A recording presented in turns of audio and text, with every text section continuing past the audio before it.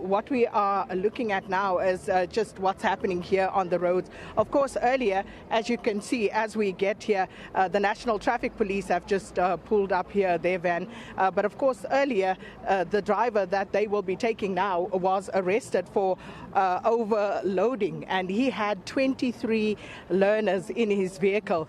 And unfortunately, we also told that the driver also doesn't have a permit, and so multiple transgressions in this regard. And this is, of course, him now being arrested, and he will be taken away. So I did have a word with him as he was being arrested, and he said that he has applied once again for the permits, but of course hasn't yet received it. And I asked him about the overcrowding, and his response to that was that he actually was helping out another transport operator who couldn't bring their children here this morning, so he took over that load as well. And whether that's the truth or not, I guess we will not know. This is one of the buses that had also earlier been impounded. As you heard from the Emir, from the Minister, Barbara Creasy, over 60 vehicles now have been impounded. And it's been absolute mayhem because some of the smaller, the younger children have been crying when Umalume is arrested and taken away by the police, like the one that we saw who was handcuffed. Those children were absolutely inconsolable because you can imagine they are scared, they don't know what's going to happen, Leanne, but unfortunately the law has to be enforced. And of course many questions still need to be asked about oversight, because in terms of oversight, surely this is not a today occurrence. These vehicles are vehicles that transport these children every day. So how difficult can it be, especially when you are working with a finite group of people, to make sure that they are actually compliant and that they adhere to the laws? But as you can see, this particular vehicle, the tires, it's an absolute mess.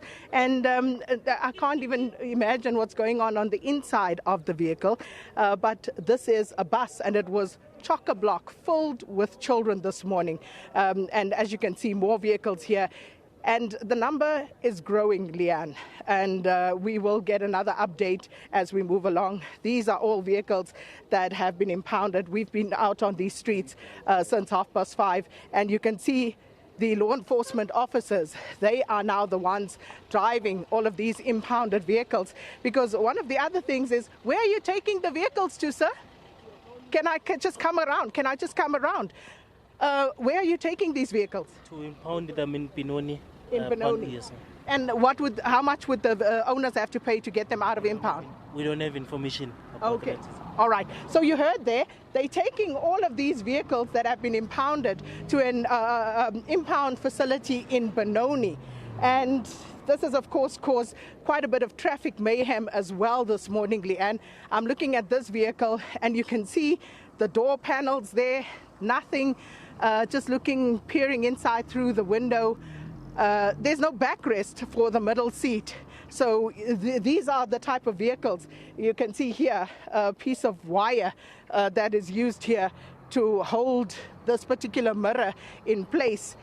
These are the coffins on wheels that we are actually putting our children into every morning. And so for now, I'm going to hand it back to you, Leanne.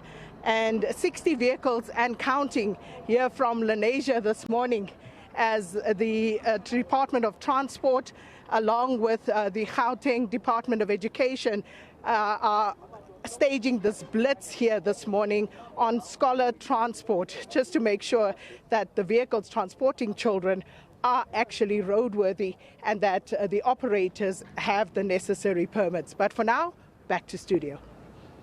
Yeah, well, Sakina, I mean, this is clearly a major problem. I mean, if you look at that number, 60 vehicles impounded in one blitz, it's got to tell you there's a major problem, because how many cars have actually stopped? It almost feels like every car that was stopped has been impounded. I mean, this is just unacceptable, and the amount of kids that are being transported in these vehicles. I mean, we're talking is this in excess of 1,000, 1,500, 2,000 kids? I'm not even sure, but just in those vehicles alone that have been stopped because of the overcrowding and the amount of kids that are being transported, as well as buses that have been pulled apart, aside there. But